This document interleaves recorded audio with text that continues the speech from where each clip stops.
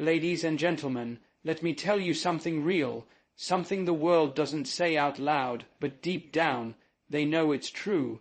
A woman who walks alone, who stands tall, who pays her own bills, builds her own peace, and protects her own heart.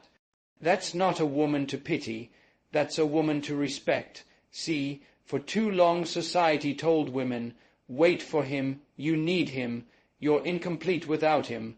But now we're living in a time where women have flipped the script. They've stopped waiting and started building. They're no longer asking for permission. They're walking in purpose. She's not bitter. She's focused. She's not lonely. She's selective. She's not lost. She's just on a path that doesn't require approval from anybody. And when she looks in the mirror, she sees enough. Not because someone told her she was, but because she finally believes it. You see, when a woman realizes she doesn't need a man to define her, she becomes unstoppable. Her worth doesn't shrink because she's alone. It expands because she knows her value isn't up for debate. She doesn't hate men. She just doesn't depend on them for the life she can create for herself. Her strength doesn't come from pain, it comes from progress. Her silence isn't weakness. It's wisdom. She's not chasing attention. She's chasing peace.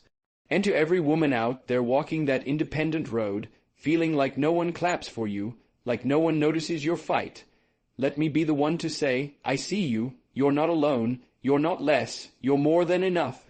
So walk tall, keep going, build your kingdom, and when they ask you why you're still standing strong, still rising, still shining, look him in the eye and say, no man, no problem. Independence is not rebellion, it's responsibility. It's not about pushing people away or denying connection. It's about standing up and saying, I've got this. Even when the world doubts you, independence is often misunderstood. It gets mistaken for defiance, for arrogance, for an attitude that screams, I don't need anyone. But real independence, it's quieter than that. It's the kind of confidence that doesn't need to shout. It's the kind of strength that isn't born from spite, but from self-awareness. It's about knowing that relying on yourself doesn't mean you're rejecting the rest of the world. It means you're willing to carry your own weight, no matter who walks beside you. When a person, especially a woman, chooses to live independently, the world often mislabels her. They might call her difficult, too proud, too stubborn, or even cold. But here's what they miss. Independence is not an act of rebellion against relationships or society. It's a commitment to self-accountability. It's a promise made silently, deep within, that says, no matter what happens, I will show up for myself. That's not rebellion, that's maturity. Independence means waking up and knowing that the rent, the bills, the food on the table, it all comes from you. It's doing the work, even when you're tired, because no one else is going to carry your load. It's going to the doctor alone. It's facing hard decisions without the cushion of someone to blame. It's choosing your peace over pressure. There is no shortcut in independence, and there is no safety net unless you've built it yourself. That's not glamorous, and it's not always easy, but it's honest. Too often, especially for women, the moment you say, I can do this on my own, people think you're turning your back on love, on partnership, on family. But that's not what independence is. It's not about closing doors. It's about building your own, so you never have to beg to walk through someone else's. Independence is choosing self-respect over settling.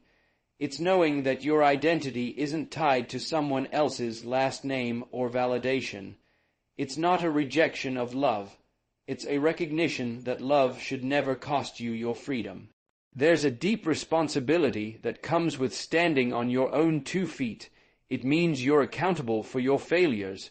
You're the one who must learn, grow, and course correct.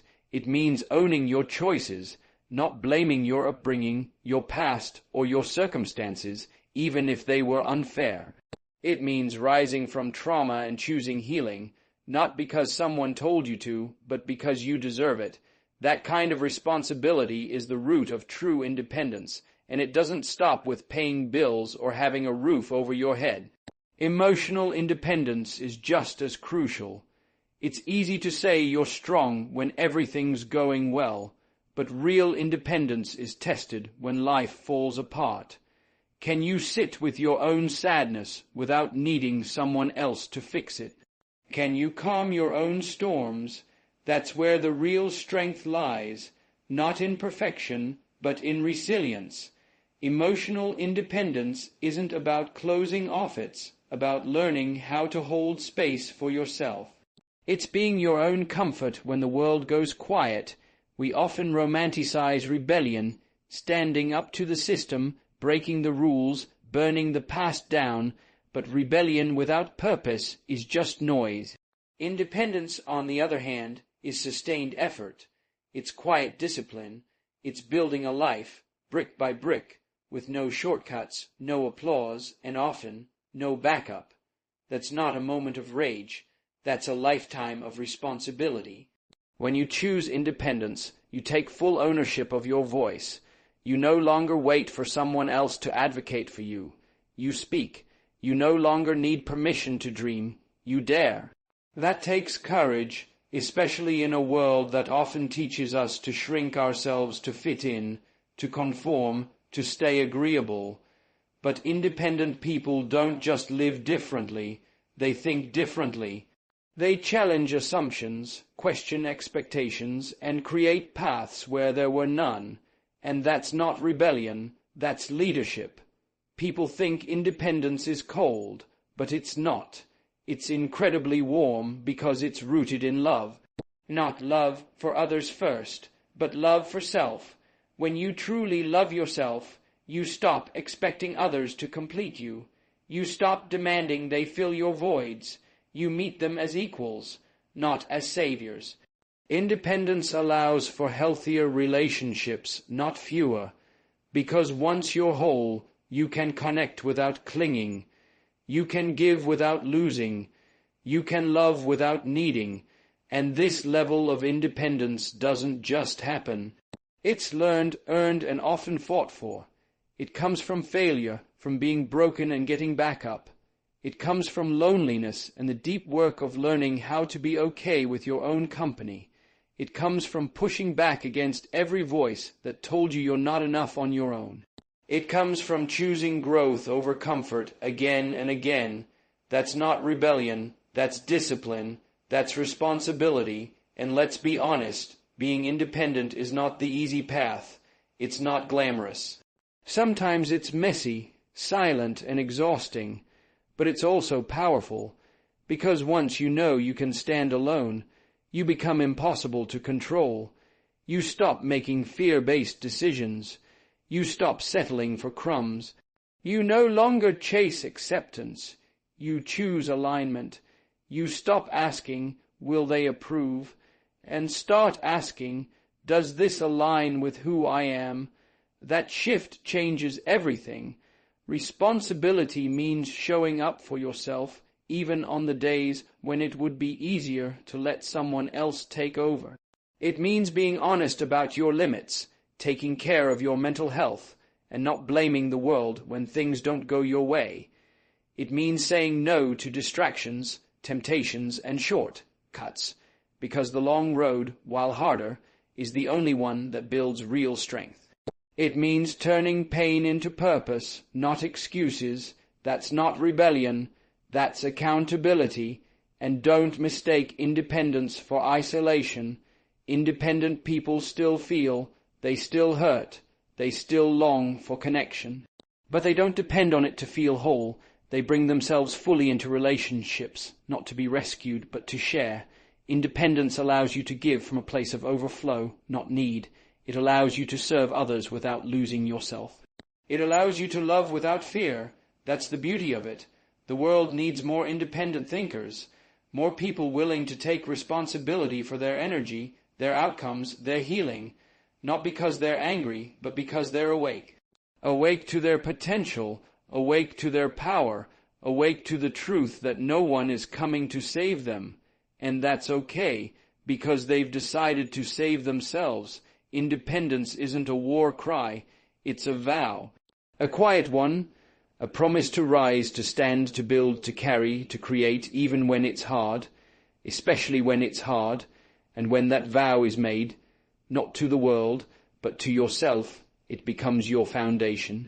Not rebellion, responsibility, not noise, purpose, not running away, stepping up. That's what true independence is. Women are no longer waiting to be saved, they're saving themselves. The fairy tales, the movies, the stories passed down for generations painted a picture. The woman in distress, the man on the white horse, the rescue, the happy ending. That narrative, for a long time, shaped how the world viewed women and how many women viewed themselves. But today, something powerful is happening. That script is being rewritten. Women have stopped looking out the window for someone to come and fix their lives. They're not waiting for permission. They're not waiting for validation. They're standing up, stepping forward, and taking full ownership of their stories. This shift didn't happen overnight. It came from years, decades, of quiet strength, of pushing against expectations, of breaking through barriers, often in silence. It came from watching mothers hold families together with little support, from daughters seeing the cost of sacrifice without recognition, from women learning that if they didn't show up for themselves, no one else would. It came from pain, from being overlooked, from being underestimated, and from finally deciding that enough was enough. To save yourself means more than just survival. It means choosing to heal when it would be easier to stay hurt. It means looking at your past, every wound, every mistake, every betrayal, and saying, "This won't define me." It means rebuilding brick by brick, even when your hands are tired. It means getting up after the heartbreak, finding strength after the disappointment, and believing in something again, even if that something is just yourself. Women are no longer sitting in silence, hoping someone sees their worth. They are defining their worth. They're not hoping to be chosen. They are choosing themselves. That kind of shift is not loud. It's not always dramatic. Sometimes it looks like a single mother working 2 jobs to create a better life for her child.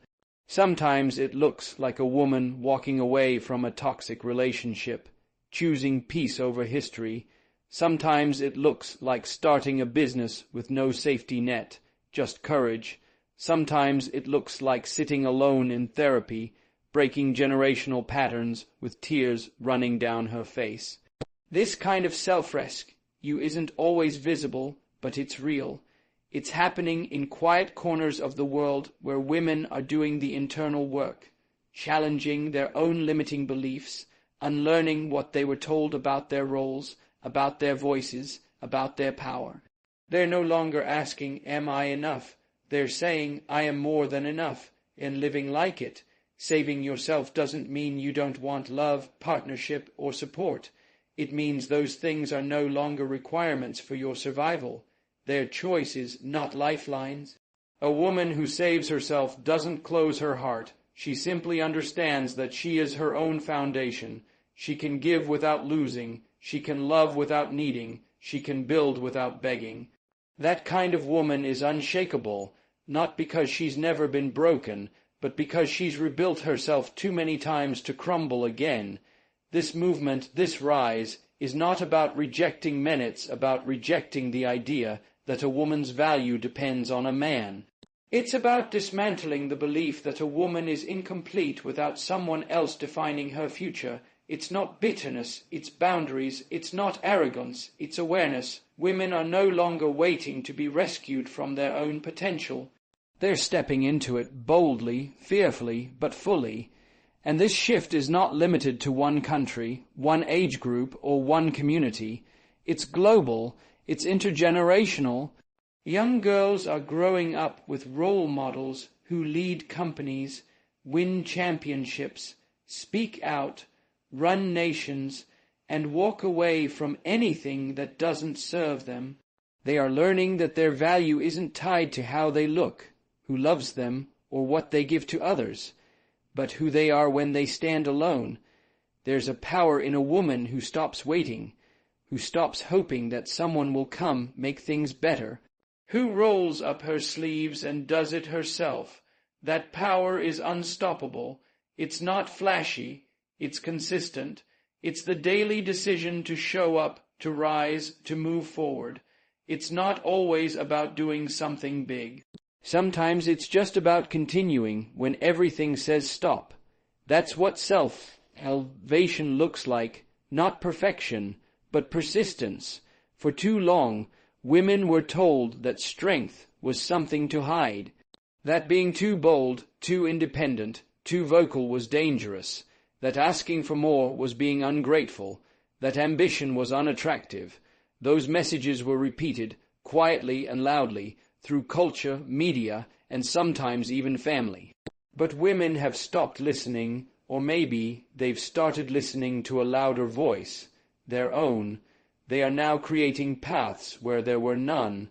They are leading without asking. They are learning without being told. They are living lives that don't fit the mold, and they're doing it unapologetically. Every time a woman chooses herself, every time she decides not to wait, she becomes a light for someone else still sitting in the shadows of doubt. This self-salvation is spiritual, emotional, financial. It's a woman starting therapy after years of suffering in silence. It's a woman applying for a job she was told she wasn't qualified for. It's a woman leaving the marriage she was told to endure. It's a woman deciding to be a mother on her own terms. It's a woman standing on stage, in court, in front of a classroom, or behind a camera and owning her voice. None of this is easy. Saving yourself doesn't come with applause. There's no grand moment of recognition. There's often loneliness, fear, and failure. But there's also clarity, pride, growth, and the unshakable truth that once a woman realizes she can save herself, the world no longer intimidates her. It opens up to her. She stops settling. She stops shrinking. She no longer sees solitude as a sentence, but as a sanctuary. She stops fearing being alone because she's finally learned to enjoy her own company. She stops chasing validation because she now knows her worth isn't up for negotiation. She stops performing and starts living. Women who save themselves don't wait for the right time. They make the time right. They don't wait for a hand to lift them up. They become the hand. They don't hope for the future. They shape it. They don't fear being too much. They embrace the fact that their fullness was never meant to be dimmed. This is not a trend. It's a transformation, one that is reshaping the future. Women are no longer waiting to be saved. They are leading, creating, healing, rising, and standing tall, not because someone gave them permission, but because they gave it to themselves. And that kind of power, once awakened, never goes back to sleep. Solitude is not weakness, it's strength in stillness. In a world that praises busyness, glorifies hustle, and equates constant movement with progress, choosing solitude can feel like rebellion, but it isn't. It's not withdrawal. It's not a sign of defeat or loneliness. It's a decision to pause, to sit with oneself, and to listen. Solitude is where truth speaks, where clarity is found, and where power quietly grows. It is in stillness, not in chaos, that many of the strongest people find their center. We are taught to chase success, validation, love, approval. We are taught that being alone is something to avoid, something to fear, a sign that something is wrong. But solitude isn't the absence of connection. It's the foundation of it. It's in solitude that you learn how to connect with yourself first, because until you know who you are in silence, you'll always be shaped by the noise. The world can be loud. People's opinions can be loud. Expectations can be loud, but solitude brings you back to your own voice, the only one that can truly guide you. Stillness isn't the same as inactivity. It doesn't mean you're stuck. It doesn't mean you're giving up. It means you're grounded. When everything else is spinning, when life feels uncertain or overwhelming, Stillness is a choice to stop reacting and start reflecting. It's a moment of power, not passivity. It's you saying, I won't be pulled in every direction. I will anchor myself.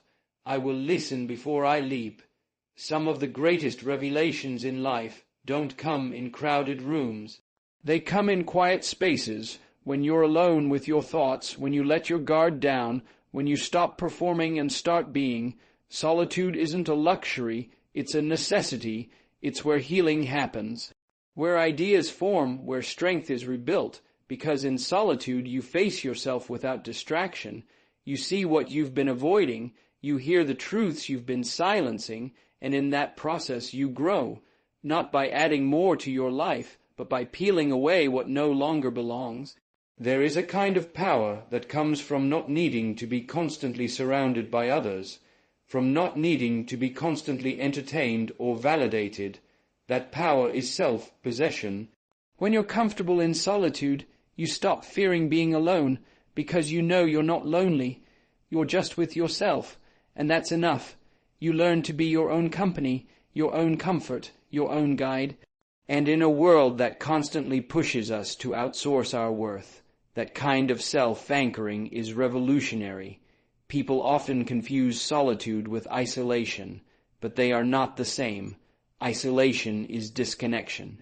Solitude is deep connection with self. It's not about escaping others. It's about returning to yourself. It's about being present, not absent. And it's in that presence that you become stronger. Stronger in your convictions. Stronger in your purpose. Stronger in your peace. When you learn to embrace solitude, you become unshakable, because no matter what happens around you, you have a place within you that can't be touched. A place that's calm, centered, and whole. That's the power of stillness. It gives you access to a deeper layer of strength, one that doesn't depend on external conditions, one that's built from within. Solitude is where boundaries are created and reinforced. It's where you get to ask yourself what you truly want, not what others expect from you. It's where you stop being everything for everyone else and start becoming who you were always meant to be. And sometimes that process is uncomfortable. Sitting with your own thoughts can be confronting, but it's also freeing, because once you stop running from yourself, you begin to heal. Strength in stillness means you no longer need noise to feel alive. You no longer chase distractions to escape discomfort. You can sit in silence and still feel whole. That's not weakness, that's mastery, because it takes courage to slow down in a world that tells you faster is better. It takes strength to be still when everything around you is screaming for your attention. It takes power to look within when it's easier to look everywhere else. In solitude, you begin to trust yourself. You start to hear your intuition again. You reconnect with the part of you that's always been wise, always been steady, always been enough. You don't need someone else to tell you who you are. You know.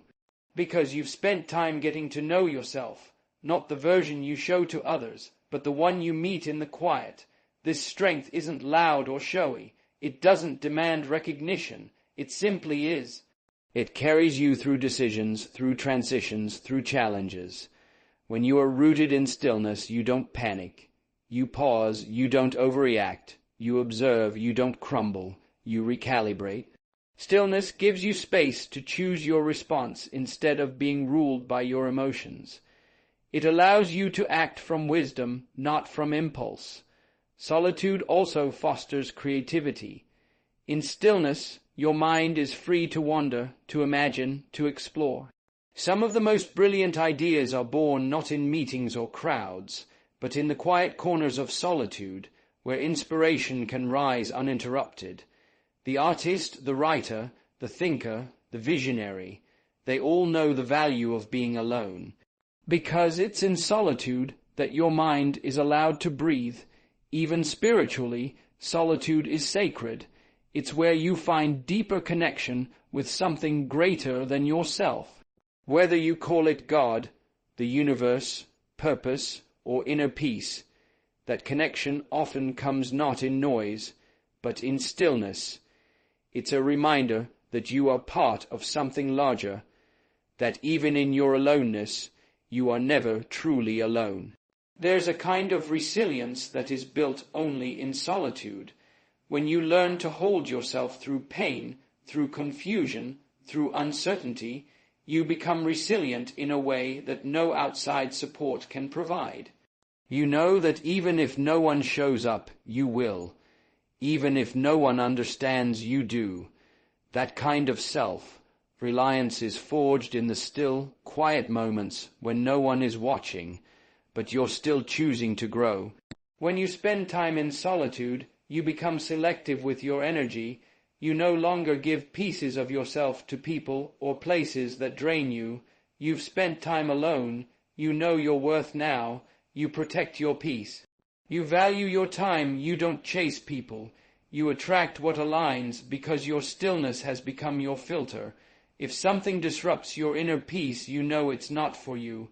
You don't fear solitude anymore because you've learned that it is not emptiness, it's fullness. It's where you remember who you are beneath the layers of expectation, obligation, and distraction. It's where your spirit breathes. It's where your mind rests. It's where your strength grows, not in the noise of the crowd, but in the quiet of your soul. And once you know that kind of strength, you carry it with you everywhere, not in loud declarations or dramatic gestures, but in the quiet confidence that says, I know who I am, I know what I stand for, I am enough, not because the world says so, but because I've found that truth in the stillness, and that truth cannot be shaken. In the end, true success is not measured by how well you meet society's expectations, but by how fully and fearlessly you live your truth. It's found in the quiet strength of solitude, the bold decision to define your own path, and the unwavering commitment to rise without waiting to be rescued. When you choose to live on your own terms, to embrace stillness as power, and to stand in your worth without apology, you become unstoppable. You stop performing and start living. You stop chasing validation and start embodying purpose. And that is what real success looks like. Not just surviving, but thriving, on your terms, in your way, for your life.